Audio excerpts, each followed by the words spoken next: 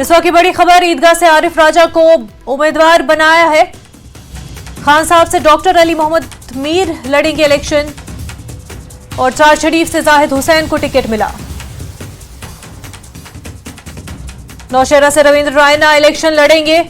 आपको बता दें कि नौशहरा से रविंद्र रायना और लालचौक से इंजीनियर एजाज हुसैन उम्मीदवार है, तो राजौरी से विबोध गुप्ता उम्मीदवार होंगे।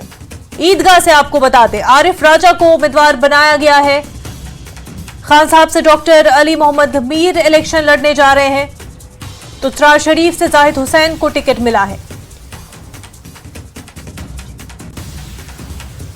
तो आपको बता दें कि बीजेपी ने अपनी कैंडिडेट लिस्ट निकाली है और लालचौक से इंजीनियर एजाज हुसैन होंगे बीजेपी के उम्मीदवार, तो वहीं राजौरी से विबोध गुप्ता बीजेपी के उम्मीदवार रहेंगे और ईदगाह से बीजेपी उम्मीदवार आरिफ राजा और खान साहब से डॉक्टर अली मोहम्मद मीर इलेक्शन लड़ेंगे।